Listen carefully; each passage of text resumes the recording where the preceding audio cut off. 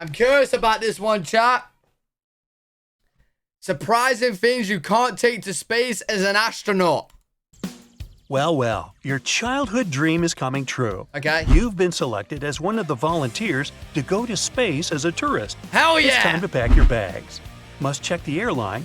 Strike that out. Let's Make go! it spaceship luggage restrictions. And trust me, the low-coaster airline rules down on Earth are nothing compared to the do's and don'ts for the International Space Station. Yeah, number one, you can't take to space your family. Your family. You can't take your family, chat. A regular mission to the ISS lasts 6 months, so any ship going up there brings supplies for the astronauts already there. And it's not just some vital materials to keep the mission running, but also crew care packages. Those are meant to make life among the stars more comfortable and include something nice from the crew members' homes or the support staff. Wait, chat, I just thought, how do you relieve yourself in space? Like, how do you... You know what I'm saying? Because why don't it just go everywhere? No, Sacred, I don't mean piss. I mean, this is for YouTube, so ejaculate. Masturbate yourself. You know what I mean? Pleasure yourself. How do you relieve yourself in a pleasurable way? You don't? Nah, surely they gotta. Sure. Oh, they got a vacuum pump? Yo! There's a weight limit of around 11 pounds, and the size of the package is 9 by 16 inches. Food can be inside, but anything that can produce crumbs isn't welcome. Perfumes, aftershaves, mouthwash, and anything in pressurized cans like shaving cream aren't allowed. That makes sense, And in case you were wondering, video games can't be in your crew care package. What? There could be some problems with batteries up there. So no video games for months? I might reconsider my astronaut You'd be career. so bored! Clothes are good to go, but only if they're 100% cotton. One more thing that takes off with the spaceship is an official flight kit. It has around 120 pounds of flags, patches, stickers, and other merch. And no, it's not for sale in case we do find life on Mars. These items from NASA, commercial partners, and international organizations are supposed to come back to Earth to be used as souvenirs, museum exhibits, or awards.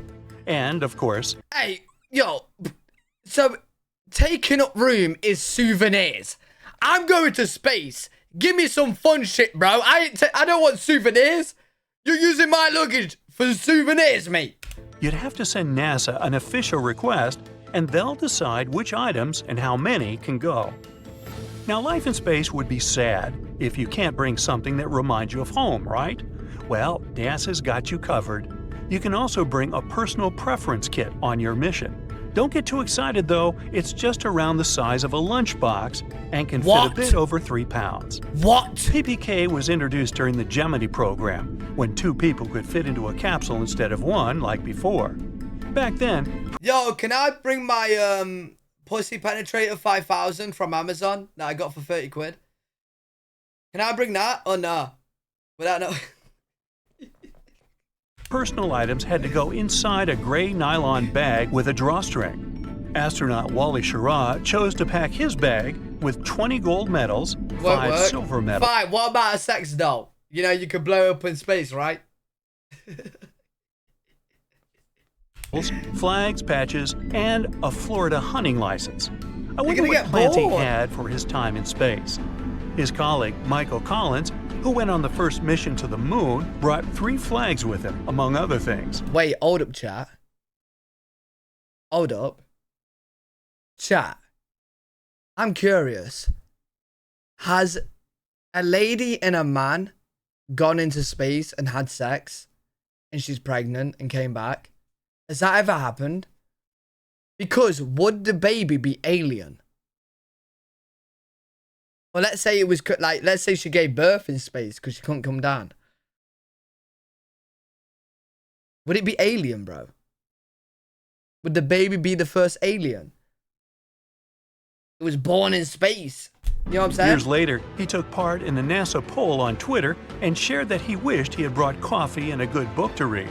Oh, that's a good idea. Hey, a book is a very good idea. I don't read much, but that's a good idea in space. Popular choices for PPK are family photos, ball caps, t-shirts, pins, and other things with logos of universities or teams and other memorabilia that mean something to them but remain a secret. Many crew members also bring musical instruments that later stay on the space station. Wait, Jess, are you sure? NASA actually encourages masturbation? But where did they masturbate? I'm so confused. One astronaut even got an alto saxophone for his birthday in space. What? That one must have been tough to hide. Another popular carry-on choice is camera gear. The views up there are too good not to capture. So, finally choose the particular photos of your relatives to take with you and... You're saying, what do you mean where, right? But when you masturbate, won't the semen just fly everywhere? Like, you're in space. Do you know what I mean? You don't want to hit your buddy. Hey, buddy! Hey! Bill! Bill! Hey, watch your head! Bill, what? Hey! Semen's coming at you! You know what I mean? You don't want that, bro. You don't want that. Which should stay on Earth. You reach the ISS, embrace its residents, and naturally, your next wish is... Yo, chat, I'm so sorry. This video's gone AWOL. Like, bro... You should never get me to watch a space video like this at night, bro. Our minds are in the gutter, chat. Our minds are in the gutter. Let's lock in. To take a shower after the trip. But don't get your hopes up. Water doesn't flow in zero gravity, so you won't be able to take a refreshing shower up there. Plus, water is pretty heavy, and it would be pretty expensive to send rockets filled with it into space. So, astronauts use pre-moistened wipes or towels with liquid soap to wipe their hands and faces. They don't shower? Another wet towel can serve to clean the rest of the body. But what about hair? Well, meet your new friend, the Rinseless shampoo. You can't let splashes of water escape and mess up the electronics, so you gotta use a straw-like nozzle to run the water through special bags made of foil and plastic. Most of the water used for it goes back into the air conditioning system. It gets filtered and recycled to be used for drinking. Now, astronauts do brush their teeth, but even that simple task requires some skill in space. You'll need to attach the toothpaste tube to a wall and then squeeze a tiny bead of water over the toothbrush. Then you can brush your teeth like you do on Earth, squeeze some more water, and wipe it off with a towel to clean the brush. And oh, there's no sink to spit into, so you'll have to take a couple of sips from your water bag and swallow the toothpaste with it. Boy, sign me up. All that space routine has worn you out. Time to replenish your energy supplies. Luckily, space food is no longer mashed up in a tasteless mix and packed in tubes we've all seen in movies. Space food advanced along with... Is that weed? Oh, spinach. Space technologies, and now astronauts have a diet similar to yours down on Earth. They can eat fruits and brownies in their usual form. When someone on the ISS wants to snack on mac and cheese, they just need to add some water to it. There are no fridges up there, so you can't bring your favorite ice cream, and all other foods must be properly stored. It mostly comes in plastic packaging or cans. To prevent your meal from flying away, I ain't gonna lie. When I was a kid, I wanted to be an astronaut, and I think astronauts are really cool, and space is really cool. But after watching this video, I'm glad I didn't, you know, because I am smart enough to be an astronaut, chat. Let's be honest, right? Like, if I wanted to, my mum always said to me, you could do whatever you put your mind to, right?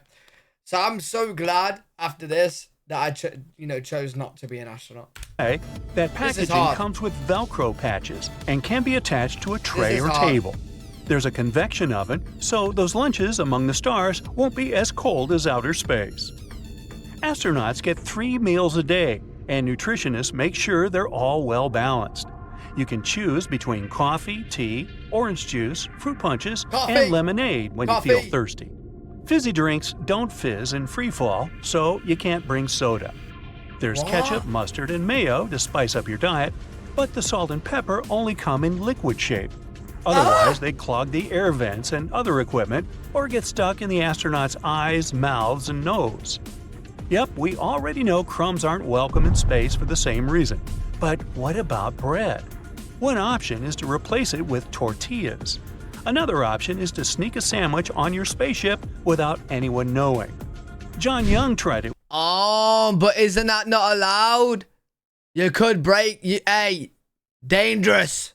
once, but the crumbs were a disaster, so he couldn't enjoy his corned beef sandwich at all. You could also wait for the scientists to find a solution. They've been working on it for a while. A German company called Bake in Space teamed up with the German Aerospace Center and a bunch of researchers. Hey, imagine you meet someone, right? Let's say someone in your family is now dating someone, and they bring him to family dinner, and you're like, oh, what do you do? Oh, I'm a scientist for NASA. Oh, wow, you're a scientist for NASA? What department? Oh, we're trying to figure out if we can get a sandwich into space. Imagine they're a sandwich into space scientist, bro. Researchers to create the perfect dough and find a way to bake it right in space. They need a special oven, and its surface shouldn't heat up over a certain temperature. So far, the astronauts have successfully baked cookies on the ISS. It took way longer than it would in a regular kitchen, but the result was worth the wait. The whole station smelled like cookies. Speaking of smells, they can hang on for years in the space station. And you just can't open the window and air the room, you know. So even a non-toxic material can give off odors that could tamper with the astronauts' work or even make them sick and put the mission at risk. That's why NASA has its own chief sniffer, also known as... Okay, I just found a better job than a sandwich scientist. What do you do? Oh, I'm scientist at NASA. Oh, wow. What do you do exactly? I'm chief sniffer.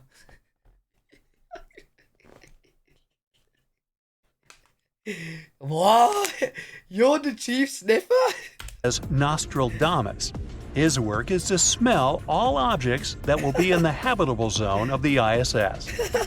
Now, you can't wait to journal about everything you've learned. Too bad pencils aren't welcome in space.